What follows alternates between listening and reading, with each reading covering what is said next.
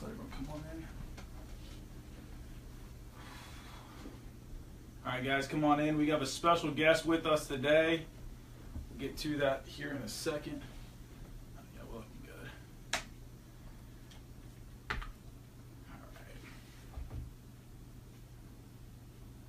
All right, so before we get started, I'm Bobby Levine. Alongside me is Matt Harrington. It's going down. And for the first time, and hopefully we get it back a couple times, Jerome Baker. Folks, if you do not know who this guy is, first off, you're dumb. You need to look this guy up. Linebacker for Ohio State. Calling card was last year. He had a huge interception against Oklahoma. He's a projected first-round draft pick in this upcoming NFL draft. He's going to be a junior at Ohio State. Not much else we can say about this guy. Stud, top 10 linebacker coming out of high school from Benedictine. Is that correct? Yep. Same Benedictine. Won a state championship here in the state of Ohio, Division IV. We got to hit our sponsors though first. We got the J&J Mobile Detailing on East State Street in Athens, Ohio. Go check them out. They'll rinse, wash, wax your car, get that all done, and then go to the Pigskin while you're waiting. Get some nice drinks, cold drinks, and food as well. Anything else? No? Just have fun while you're doing it. Have fun while you're doing it. All right, so again, huge star here with us, Jerome Baker. How you doing? I'm good. Doing pretty good. All right, so a couple stuff about you. Junior, 6'1", 225. A lot of people talk about your height and weight and saying you're a small linebacker. Yeah. What are you gonna say to those people? I guess we'll see. This season, I'm working on a lot of things. My weight, my size. This is a new thing in the NFL and college football nowadays when you get, players that play that hybrid position, or not hybrid position, but that linebacker position with speed. Yeah. That's what you see transitioning a lot to the NFL is with like guys like Ryan Shazier, Darren Lee, that guys that you're taking after right now. So how does it feel? I know you came up after Dante Booker, he got injured, and you came in and filled that spot. How was your feeling going into that? Were you like, obviously, you took the stage by storm, but how were you feeling mentally? When I first, just like anybody, you get nervous playing in front of 100,000 people. That's what you come here for, though, yeah, right? So it's just the nerves, but once that ball snapped, it's things takes over. Definitely. Just did what you did since I was 6 years old. So. Man, I remember my days, playing linebacker. Fortunately, I got hurt. We ain't gonna talk about. You're also way smarter than him, and he always gets talked about his side. All right, so your calling card game was against Oklahoma with a 68-yard interception. Let's go back a little bit, because going into that game, Austin Kendall, backup quarterback scrub for Oklahoma, comes out and starts talking about how you guys are quote-unquote basic. Yeah. Going into that game, that had to get you guys pissed off. Yeah. So going into that game, it was we found it kind of disrespectful. He was the starter, so we took it. That was gasoline to the fire, and we took it and ran with it. You had the interception. It was the first quarter. You guys went up 14-0. Describe the play. You saw the ball come up. You collided with one of your, I forget what teammate it was. Yeah, so I think it was Chris. Yeah, so Jay Holmes, he tipped it. Jay, yeah. And honestly, I looked up and it was falling into my hands. And I ran into Worley, and after that, I was like, "Don't get caught." You saw a whole bunch of green. Like, I just don't get caught. Okay, now obviously being a defender, you don't get to hold the ball anywhere as close as an offensive player or offensive playmaker. You used to play offense in high school, didn't you? Yeah, you did. So you're running there in Norman, Oklahoma, in front of 80,000+ crazy Sooner fans. You got to be thinking, please don't trip over your feet, right? Well, my first thought was just don't get caught. Coach Fick, the linebacker, always tell me, I always make fun of I'm the fastest. And if I would have got caught, I think they would have talked about me for a long time. So what's your 40? 4.37. Whew. Man, Urban loving boys with speed. That's the name of the game. And that's why you played offense in high school. We can go back to your high school championship game. I've never seen a game like that. I watched it on Fox Sports Ohio. They had you guys played Saturday morning or something like that? No, this was Sunday. It was Sunday night.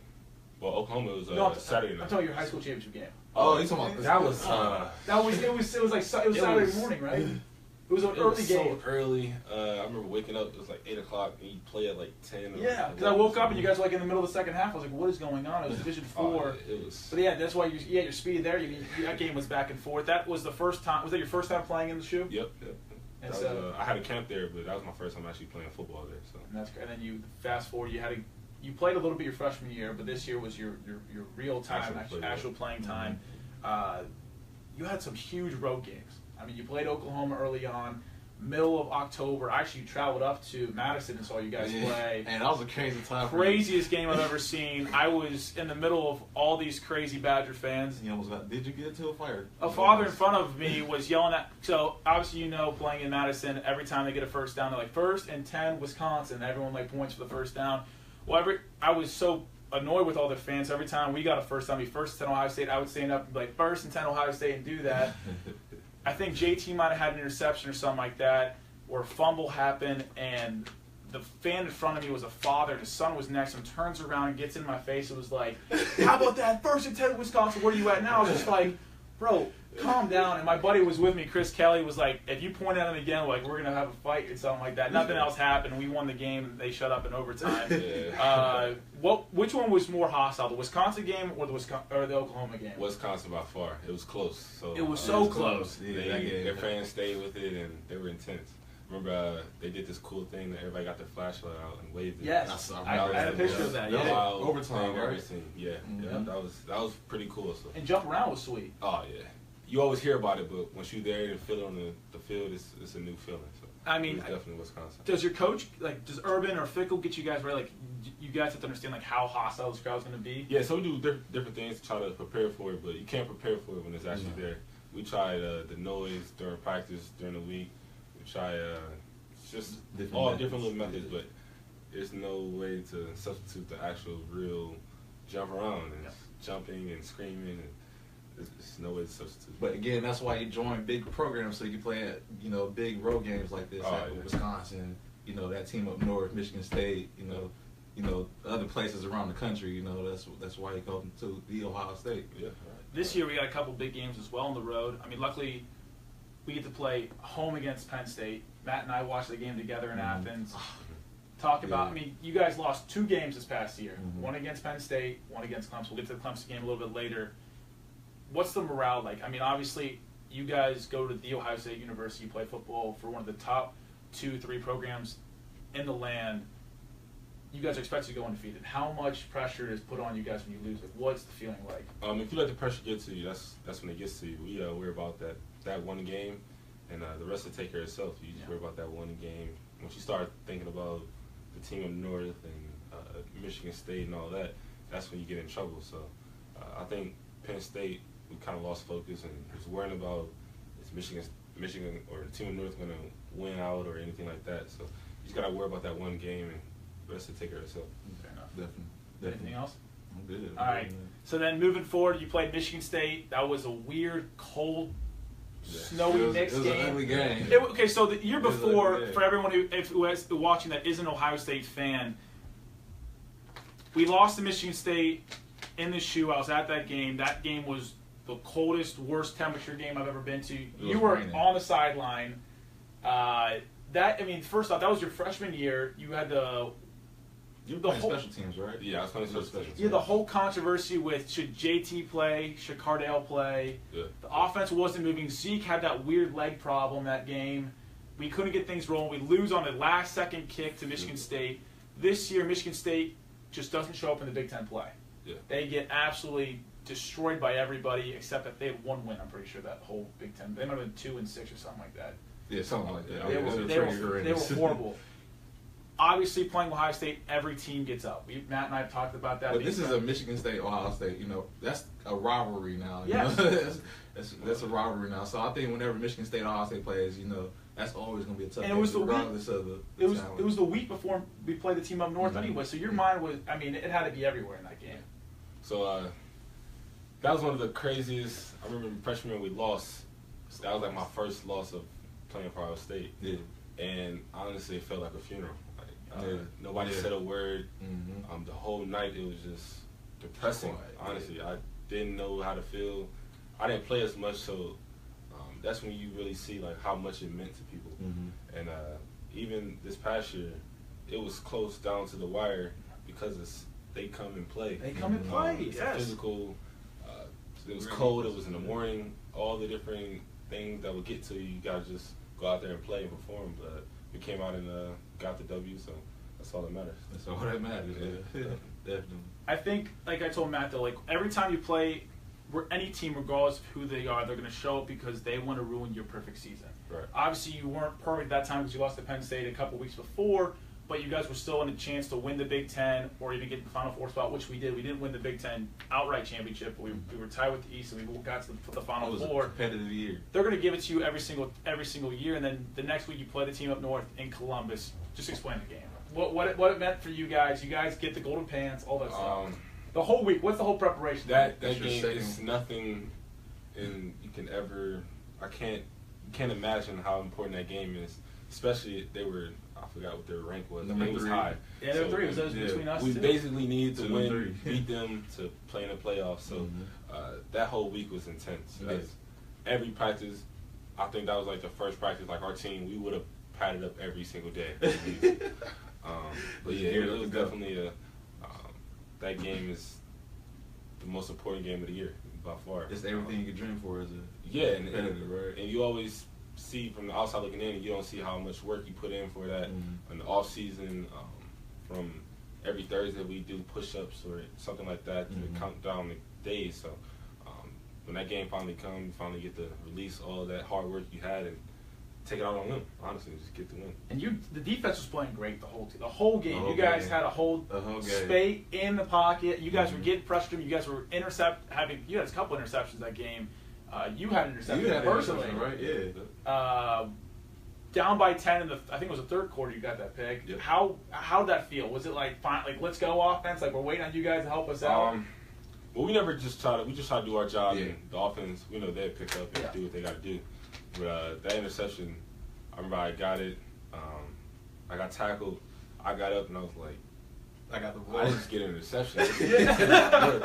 So I was definitely happy. I remember I always looked at Raekwon and Worley and I told him, like, this is cool. Like, they've been doing this for so long. This is my first go round and it's kind of a surreal feeling. Yeah, you just can't really imagine it, and it's just a feel that you helped win that game and you just can't really put it.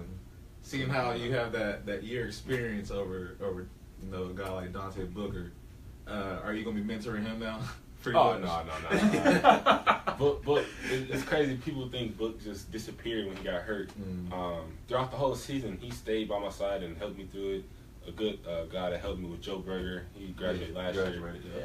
He was like my mentor. He made sure every Monday we was off, but he made sure he'd get me in and watch film and critique me on the field. So Joe Berger, Dante Booker, all them guys, they didn't just stop when I started making plays. They kept going and pushing me, and I kind of definitely give praise to them because they helped me become the player I am. So who was the one that was most critical of you out of the bunch? Joe Berger. He seems like he didn't play as much.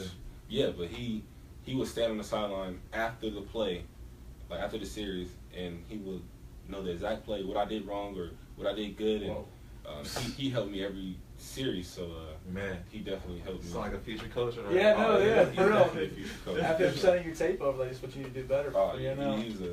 He sometimes at night he'd record a tape or a play and send it to me and critique. He was definitely like a coach on the field, so it was definitely fun. So then going back to that Michigan game, when you guys, obviously the kicking game was off, which probably was frustrating on all parts. Obviously not just you guys, but even the kicker himself. Tyler, Durbin, he was great the whole year. Just really one game happened. Did you guys force to overtime? Was it first down? Was the spot good? It was definitely a first down. It was a first down. If you're going by the ball, it was a first down. So. You guys are on the sideline, and you're just, what's your opinion doing that? What you think? Like, were you guys looking up at the jumbotron? Like, what's going on? I think the whole sideline was just staring at the screen. Outside the whole time, like, police. First down, some people, have the doubts, like, it looks too good, but it was definitely a first down. The spot was good. But people don't realize that first down, I think the team up north, they got so big on that first down, was it or not, they didn't come back for the next play. The next play, that's all it was. So. And that's what I think what separates from like Urban Meyer coaching and Harbaugh. Harbaugh lets his emotion get to the best of him, in my opinion, sometimes, where Urban just stays on an even keel until the game's over. And you saw that right after Curtis cut over the side over the goal line. He just fell. He was just like, fine, the game's over. We won. It's over. There was even a parody of Twitter of this guy named B.5. Yeah. What happened? Yeah, he just make fun of Urban Meyer after the win. He just fall out, but he kind of exaggerated more. Like he falls out again, it falls out again. But It's hilarious. I'll show you. as a player, you kind of see like Coach Meyer. He keeps his emotions. He keeps cool. Mm-hmm. He does what you have to do, and when it's over with, it's over with. Mm-hmm. You won.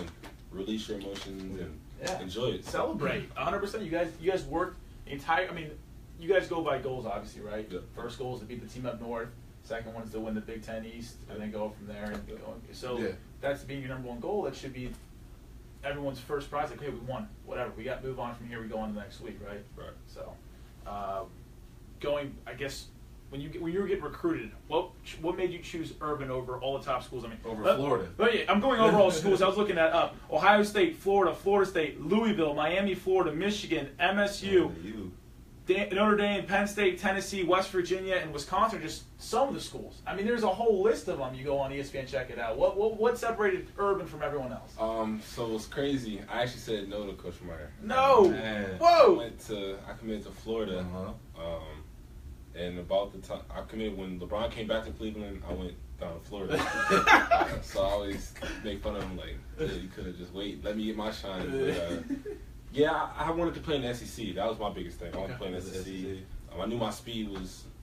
It was just I know I got speed, so I wanted to test it against SEC. But some things happened down there. They all got fired and different coaching staff. And Coach Fick, he stayed with me the whole way. When I was committed, he made sure I was all right. He stopped talking about football and just started talking about life. Our relationship was so strong, even though I wasn't going there. It was kind of like when I decommitted, it was like, all right, this is the perfect school for me. And it's right in your home. 2 hours away. Right down 7 It miles was away. definitely cool. So that was the choice I made. Just come here, and honestly, been the best decision ever. Hey, dividends, definitely. Now, I think it was yesterday, Urban Meyer was quoted saying that there isn't, in his opinion, any difference in the SEC now. There's not a gap. You saw last year the Big Ten had us, the team up north. 5 schools. Wisconsin was in the top 10 pretty much the entire year. Penn State was incredible last year. Do you see the gap closing, or do you think the gap started closing? Do you think There's definitely no gap. I think the SEC had a good run of, they were just dominant. They were dominant, They were so long, and you always see Alabama in the championship, and that's over with. I think it's over with. Yeah, Big Ten, and we came every week. You got to bring your A game. Yes. There's a chance you might lose if you don't bring your A game. Definitely. So they definitely, the Big Ten is where it's at. They say all the speed is in the South, but we got he's proof that there's speed up north as well. Oh, There's definitely some speed up here. I mean, the gap was when LSU and Tim Tebow in Florida came out and they beat Ohio State back in 06, 07. That was a horrible time. That was a dark age to the Big Ten. Yeah. And then they went to the LSU and Alabama years where Nick Saban came back and resurrected the Crimson Tide program and brought them up. Which you got to give them credit. They had a run there, which was incredible. And now that the Big Ten, in my opinion, is back, this past year was unbelievable. And going back to when you were a senior, when Ohio State won the championship and beat Oregon, That's when it all ended. And all ended. Michigan State balled out against Baylor. That was a game.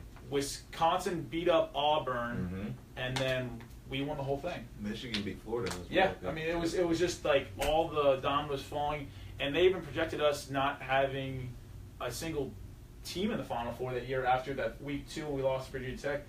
When you guys lose one game a year, like I said, back to Michigan State, does Urban just say forget it all? We still have a chance to go back.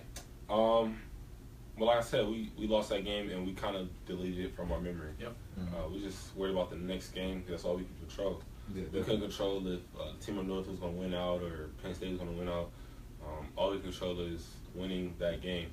And back to the SEC, it shows how important Coach Meyer is. When he was in SEC, the SEC was moving. A different style was coming. He went to the Big Ten, and the Big Ten, he brung.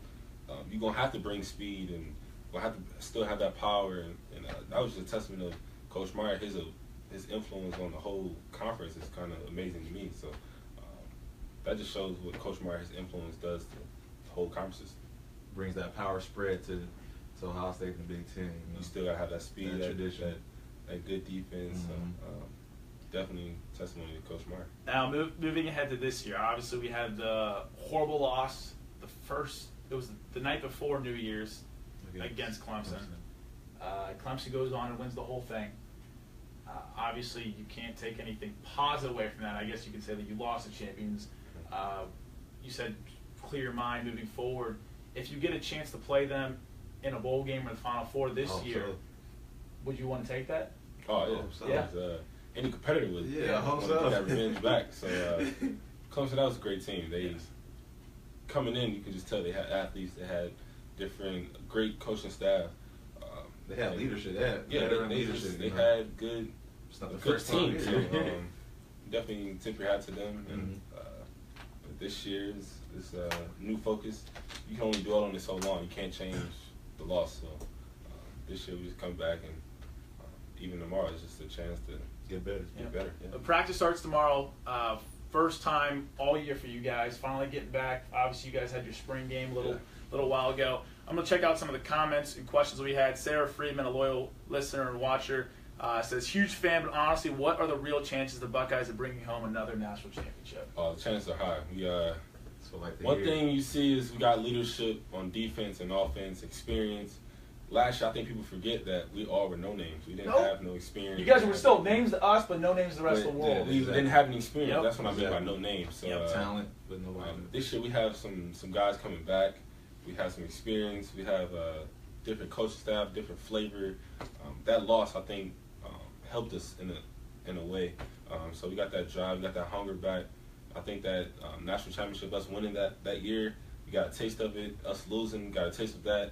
So this year you're going to see a hungry team. So I'm excited about that. From your teammates, though, from your new teammates that's coming in, or not your new teammates, but the new guys that are coming into the lineup, who's one of the guys that has your eye and you can't wait for everybody else to see?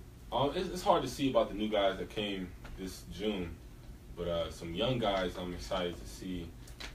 Keandre Jones, Maryland. Malik Harrison. Them guys, they're talented. I don't think they understand how talented they are. So I'm excited to see them guys. There's some people you just love watching. Nick Bosa. I sometimes just watch. You gotta just admire him. I mean, you gotta realize he came up underneath his brother. The pressure he had to fill his brother's shoes, and he literally go out there and just do what he do. It's amazing. Your the defensive line is going to be incredible. You got definitely. Hubbard on the other side of him. Tyquan Lewis. You can play 4 defensive ends across the line. That's what they call the Rushman, right? The Rushman line. We can definitely bring it this year, and it makes it fun. It's experience. They can teach the younger guys, so next year it can be a smooth transition. Chase Young. I mean, this past year, watching you guys on defense, it was exciting. I know, sure, the offense wouldn't be clicking at times, but it's okay, our defense is out there. They can get a score themselves. I'm not worried about it. This year it's going to be I dare you to run the ball on us. I mean, we're going to be such a pass the ball, too. Yeah, last year we had so many great defensive backs, so I wasn't even worried about that. Okay, someone's going to get a pick. Could have been you, could have been anyone. Literally, anyone was going out there for an interception. Do you guys get that mindset every time you go out there? College is we're just going to build off each other. Someone's going to get a play, we're going to just build off it and get a try. You got to feed off the guys next to you. Some games you're just not going to have that energy. It's human nature. Some games you're going to have all the energy in the world, and guys going to feed off of you. But we feed off each other. We get each other, feel for each other, and that's what camp help you do. It helps you bond together and see what your team is. So I'm definitely excited, and our theme, or I guess you'd say, is suffocating. Yeah. We don't want you to run the ball or pass the ball. And it's kind of cool that we saw what our passing defense can do last year and how many turnovers we can get. But this year we have our whole D-line coming back. So we can suffocate you in the run. Is that what y'all have plastered up on the what's the motto? Because we had the chase. The chase, the wolves. The wolves. Well, they haven't officially come out with it, but it's coming. Our defense is suffocating. It's definitely suffocating, so it should definitely be fun just to play defense. And now looking at the schedule this year, you guys start on Thursday. The first time it's happened since we played Marshall back in, I think, 2008 or 9. Marshall. This was a while ago. I was back in freshman year of high school. You play at Indiana. Obviously, going to be a night game. Mm-hmm. They're 0-0. The record's 0. They haven't lost. They haven't won. They're going to be out there in numbers. What do you expect? What do you expect the crowd to be like? They coming to play. Yep. Their crowd's coming. They coming out there and they always play us hard. I think people forget that. The score might be different or whatever. When we watch a game, they come and play, and they always got some good running backs. So Jordan Howard. So I'm definitely excited to play against Indiana. And Thursday, Friday, Saturday, it don't matter what it is. I'm gonna get up ready to play.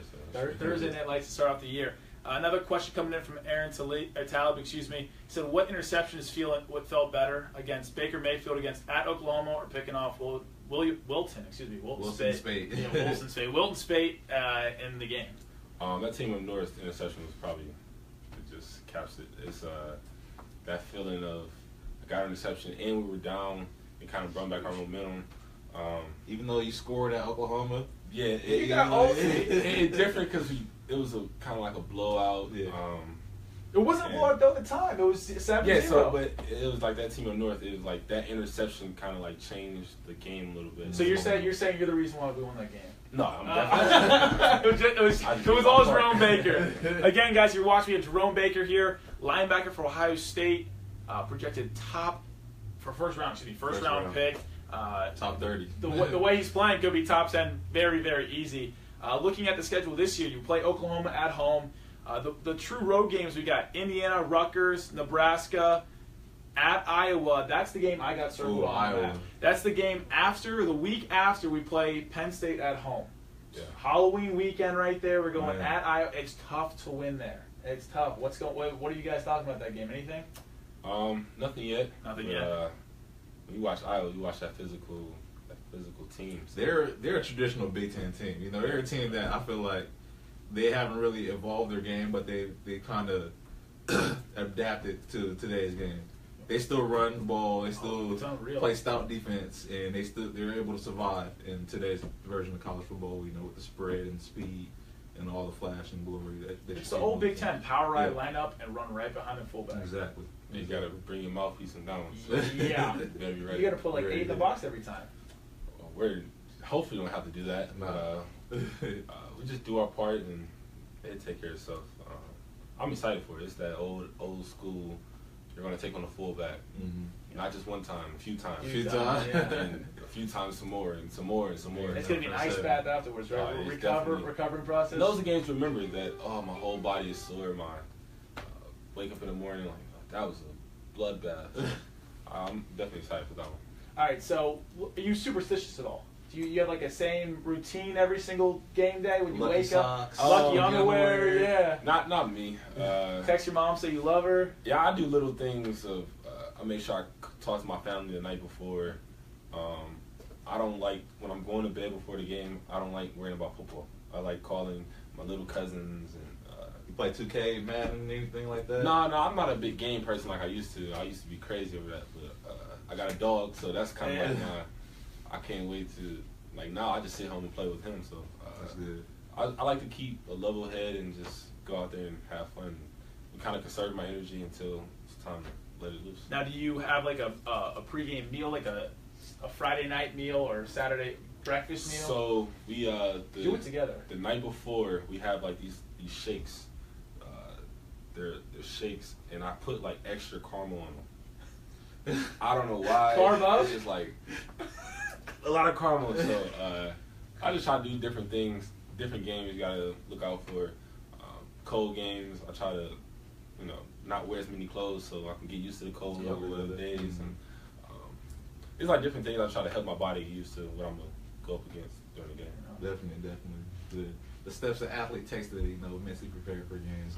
It's definitely more mental than anything. So definitely mentally get prepared and you'll be fine. So let's talk about the postseason. Showing up in a Final Four game. Your last year, you guys were in what bowl game was it 2 years ago? 2 years ago, you missed out the Fiesta Bowl. Fiesta Bowl against Notre Dame. Now, did we play the Fiesta Bowl this past year too? No, that was the. So we played the Fiesta Bowl. Notre Dame, and this past year Clemson we played. Yeah, so Fiesta Bowl as well. Yeah, that's right. So that's what we're out in Tempe. So is that like your second home now, I guess? It was so weird. It's It was always like, been your second home. we kind of went there again. When we went there again, it was like, I know exactly where to go. I know exactly what to do. I've been here I know before. exactly what I didn't do last time. I want to do it this time. So later. But as far as like actually being there, you go out and just enjoy the city. Scottsdale down there, it's beautiful. It's beautiful all day. So just enjoy the weather, enjoy the people, enjoy the culture down there. It's a different side of the country, so you just enjoy the town. So West Coast, left coast is the best coast, I heard. it's beautiful down there. Definitely beautiful. Now, weather-wise, now obviously you like what's your ideal? You like to play 65-degree weather? Yeah. It depends on it. When it's a physical game, you don't want to play in that cold, freezing, but that's when all the physical games. So that's my next question. Like, if you wanted to play in such like a nice climate weather, why'd you pick Florida at the beginning? Because that would have been 80-degree weather in September, October, well, and even me personally, I'm not a heavy sweater. I'm not a heavy overheat guy. Mm-hmm. So when it comes to heat, it's like my body's not going to go crazy and get overly hot. So I was fine with it. It didn't bother me.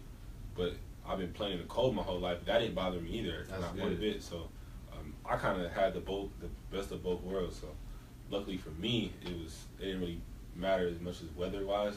Because even since high school, I've been playing in snow and windy and rainy and freezing cold. But in college, it got a little bit more gear to help you. But it doesn't matter. I can do both. So that didn't really bother me. In Ohio, we get 4 seasons in 1 week. Yeah, I know, absolutely. Matt and I dealt with that a lot this past semester. Before we switch subjects and go to the rest of the sports and leave Ohio State football, your prediction for this year, obviously you don't have to give me a record because in all of our hearts and minds, we want to be perfect. You want to be perfect the rest of your life. But in reality, what do you, obviously the main goal is, end goal is to win that championship. Yeah. Possibility huge though, right? Yeah. I always tell people my prediction is for us to go 1-0 every Sunday. That's right. Every single Every week. Sunday, like if a you're 1-0, word you're fine. to say. So, I really just try to focus on that game. Once you start thinking about Iowa down the road or Penn State down the road, you're going to lose track of Indiana coming and bring their A game, and you're getting knocked off or something like that. So if you focus on that one game, like anything with life, you just focus on that one task, get it done, and the rest of it comes. So. Absolutely. Well, again, we're here with Jerome Baker, Ohio State outside linebacker. Just gave us some insight on his past couple years at Ohio State, even some high school stuff, and then moving forward to this coming year and probably after this, if he stays a year. If not, he can go pro. We wish him the luck. Let's switch gears, though, to the rest. Education. Like Conor McGregor says, stay in school. So let's move forward to the NBA. You grew up in Cleveland. Yeah. Big Cavs fan. Yes, definitely. I'm a LeBron fan. LeBron fan. That's why I like having Jerome here. So it's definitely just not the LeBron, the basketball player. I love him as a person, as a businessman, as a father. So I'm a LeBron fan. Yeah, see, that's why. So most people watch this will laugh at that because I'm the biggest LeBron hater. I respect his game. Don't get me wrong. Yeah. I respect his business mindset, but some of the other stuff he does just doesn't connect. I don't understand why he does this or why he does that. Again, though, best basketball player I've ever seen play. Personally, Same. I mean, raw athlete-wise, he's the best. Matt, give us an update on what's going on with Kyrie, and we can discuss this as a table. There's nothing going on with Kyrie right now. He's sitting and waiting around for a trade, pretty much. And there's speculations going on whether he's going to get traded to the Timberwolves, to Phoenix. Phoenix with Eric Bledsoe there, to the Knicks especially. He wants to go to a market where it's not like the Cavs, because the Cavs are a small market team. He wants to go to a market where, like New York, and he wants to dominate. He wants to be the main option, preferred option. And honestly, my take on it is, I don't see how he could be so, upset with winning and going to the championship for 3 straight years. If you're a player, that's what you're there to do, is to win and try to win as many championships as possible. So me, Kyrie doing this, I just feel like it's a millennial thing right now. Okay. To be honest. I wrote an article yesterday, guys. Go check our website out, seatattheT.com, and you can follow us on all social medias at seatattheT. You read it? Yeah. My opinion with Kyrie, there's a lot of things. Mm-hmm. One of my aspects I looked at this is very far speculated thing is LeBron's controlling all this. He does not like Dan Gilbert. We all know this. He does not like the ownership up there. He does not like how he runs his program. I think he could be telling Kyrie to leave the program right now before everything sinks with the ship. So you're thinking Kyrie, or he's telling Kyrie, you know, get out while you can. Get out while you can. I'll come join you next year. We start a new team up somewhere else. Think about it, though. If you look at San Antonio, imagine him going to the Spurs right now. Yes, he might be going out west. That'd be a good team. You got Popovich, the best coach we've ever seen in the NBA. He's like an Urban Meyer for college football. Knows the ins and outs of everything. LeBron would love to come down there and play it with that team. You're playing in a nice city. LeBron will never go and play in the West. But the thing is, I don't think he's going to stay in the East. Unless he goes back down to Miami, where your favorite team is. He's not staying in Cleveland. Yeah, you got out of Cleveland. I don't think you want to go back to Cleveland after those winters. You've committed to Florida. You can't say you don't like the winters because you're trying to go down to the nicest place ever. Yeah. My thoughts on it is he can play anywhere. I think LeBron started this himself. He's as far as changing teams and making your own team and playing with different superstars. So I do think LeBron is the mastermind of it. He's the one that started it. He's the one that got it. Everybody start doing it. So he's also the destruction of what's about to be the soon to be. Well, I think he's trying because obviously we know he's not a fan of Gilbert and he's not a fan of Love. He's always in the beginning he wanted Love to join him, and I think he realized that Love wasn't a good puzzle piece to fit in his whole mastermind of a puzzle, and he wanted Love to be gone. Gilbert's kept Love. LeBron created his whole team to this championship run this past year. They couldn't get it done from the head coach down. He wanted Tyronn Lue to be there. I just don't think they get the playmakers to beat Golden State, and I think he's like, forget this, we'll just try to do this again. Kyrie's about to turn 26, 27 in the upcoming years. Yeah. He's right in the prime of his athletic career. Yeah, this is the only sport you see where people try to create their own team. In football, you need a quarterback. You need to build around him. On the defensive side, you need your linebacker captain, and then everyone else go around him. You don't have guys leaving the NFL to go join and start up their new team. And in the NBA, you got these guys with these huge egos. No one has. I don't think anyone can have that big of an ego on the football field. No, you definitely can't. It just shows that basketball and football are just two different things. Two different sports, two different styles. So one guy, you can go to 100 teams, but your influence is not going to be that great. You need the whole 11 or 10 guys you're with. So it just shows that how different two sports are. You know, seeing Damian Lillard had an interview a little while ago, and he just said, I would love to go to 3 straight championships in a row. He was kind of envious. So, maybe a trade to Damian Lillard, Kyrie, something like that. I mean, he was saying he came out and said yesterday. He was like, "Why would you want to leave and not play for a championship every year?" Which blows my mind. Even if I'm losing every single year, at least I'm getting there. You have a chance. You showed up. You never know what can happen. It's 7-game series. It's not like March Madness in college basketball or football where it's a one and done. You survive in advance. You can take a night off if you guys are getting beat up. If you're up 2-0 or whatever. I mean, most people don't do that. I think you have to realize if you're a player in the league, you have to realize the legacy that you're going to leave behind and think about the future. Kyrie has his ring. Now I feel like he wants to go branch off and do his own thing now. Is what he's doing right now. Again with the Knicks, that'll be the perfect market for him to capitalize business-wise and on the court-wise because he'll be the main focus. Yep. So that's just what I think what Kyrie's going to do right now. And now what's going on with Chauncey Billups? He definitely didn't want to go to the Cavs. You think he sees what's going on right now? Yeah, he saw the dismantling, this organization is going on, and he just took the high road. He played his cards right. That's pretty much everything to say with that. Dan Gilbert, I don't think he's the best owner as well. Yeah. Personable owner. So it's really a really tough time for Cleveland right now going forward. What about you? Back home, all your friends saying what's going on? Everybody have their own different opinions, their own different thoughts. Yeah. But I'm curious to actually hear from Kyrie, hear from LeBron. But as far as that, you have their numbers? You text them? No, I wish I did. But, when they actually come out and say something, that's when I feel like everybody would. Okay, let's relax. Yep, we can calm down and see take this. Once you bring LeBron into the story, it blows up. So. Have you talked to Bron when he's come down to the games? No, so I actually only seen him one time. We played in Team North, and I was warming up right in front of him. You're just like, oh my God, you're my idol. That's a huge human being. Like, yo, this is LeBron James right here. He was going. He had the whole team with him though. It wasn't just him. JR, They were getting wild on the sideline. But you really couldn't tell they were all suited up in different. They were freezing. Yeah, so it was definitely fun though. Who is your? Obviously, LeBron being a Cleveland guy has got to be a huge idol for you. Football. Who's your biggest idol? We didn't go over that. Ryan Shazier. Shazier. It's funny because people always used to say he was too small. Again, he wasn't. 100%. He was like that different breed of linebackers. And me personally, I knew I had speed. That was my thing. Yep. And he had speed, and it kind of made up for a lot of things that people might not see. It was just speed. It was just crazy. So I kind of took it and ran with it. It was Shazier. He set the example. D. Lee, he followed it, and I'm just continuing the path. And as you can see, all first rounders. So yeah, definitely, it's definitely the goal. Definitely a good stepping stone. They show the way and they pave the way, and I'm just following it and making it better. So now, growing up in Cleveland, you a Browns fan?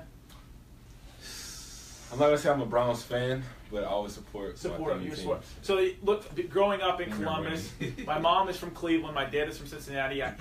My mom pretty much gave up on the Browns when they left. You were just pretty much born at that time. I was a Cincinnati fan growing up, and then Shazier came through Ohio State, was an incredible athlete, and everyone said when he got drafted by the Steelers, he's too small, he won't do it. And he fit right into that program amazingly. He fit in. He does exactly what he needs to do and does it better, in my opinion. He's a Pro Bowler now. Exactly. And looking at you, I see the same thing. Obviously, you're undersized. He's not quick enough. All that is out the window. Once it comes on the field and who shows up on that day is what you bring to the table is amazing. In my opinion, you could be the same thing, if not better. And I wish you luck. In my opinion, Shazier is the perfect guy to look at for you. I think people don't realize what makes great players great is their ability to adapt to different make their own situation. Yeah, so if they're not the biggest, they're going to do things that they're not going to put themselves in a situation where they're not the biggest. They're not going to take on some things. So I think Shazier, he just shows that he does what he do well. If he's not the biggest, he does put himself in the place where he don't have to be the biggest or the strongest. Yeah. But if you think Shazier is small, I don't know what you're watching. So. Shazier's pretty big. No, he's massive. Like, he's walking to the room, you're like, he's definitely cut up. So. What was it the game a couple years ago? It was actually for the Steelers where he was warming up with no shirt on. It was snowing outside. Yeah, he known to do that a few times. So at Ohio State too. You can just see it. Like he's just like, this dude is not small. He's ready. He's mentally ready. Again, guys, we're here with Jerome Baker, Ohio State outside linebacker. Pleasure meeting him today. Projected first-round draft pick. We're going to switch gears and actually go to fighting. We talked about this right before we came on. August 26th, exactly a month from today.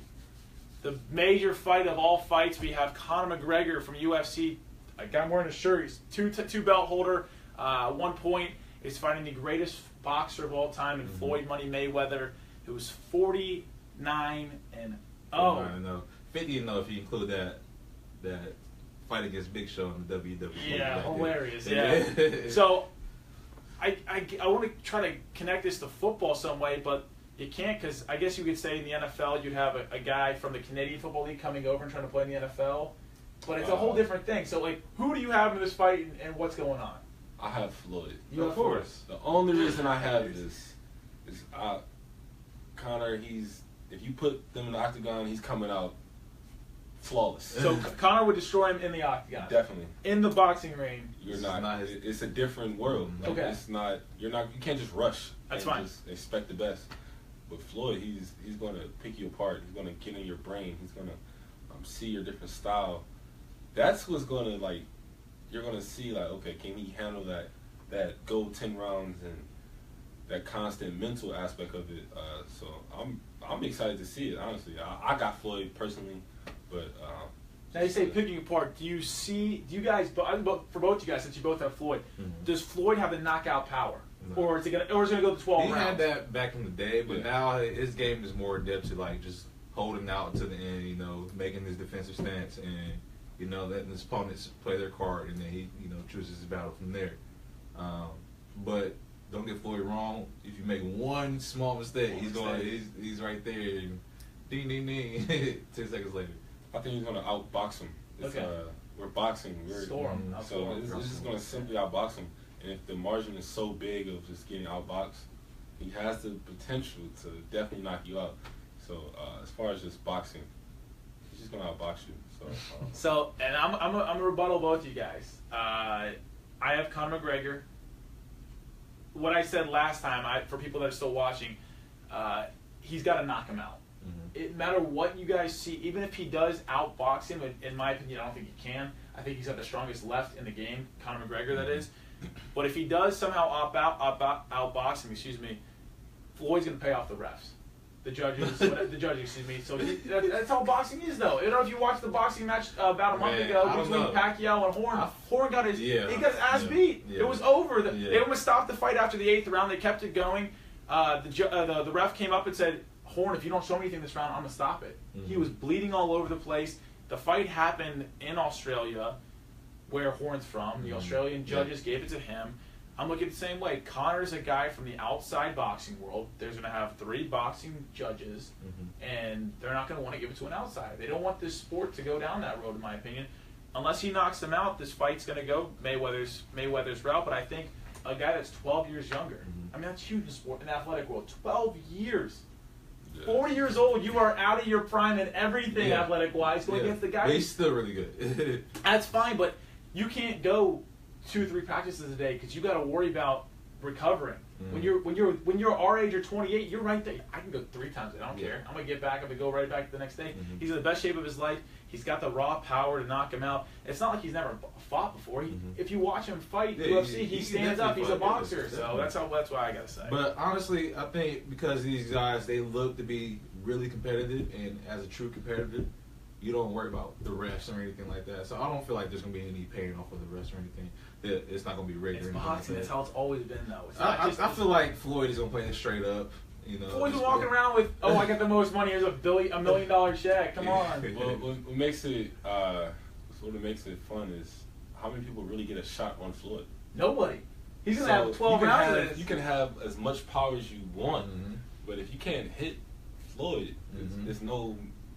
Your power is useless. Definitely. Useless. So, as far as like paying off, as far as like the sport, we're watching. Everybody in their right mind is going to watch this. So that was my next question. You're going to just pay off the refs. We know everybody that's just watching going to know who really won that fight. That's fine. And it's man to man. Boxing is man to man. You're going to know at the end of the day who won that fight. And if you got to pay your way out. That's August 26th of the fight. Your first football game is 5 days later, August 31st, in Indiana. Are you guys going to be able to watch this together as a team, or what's going to happen?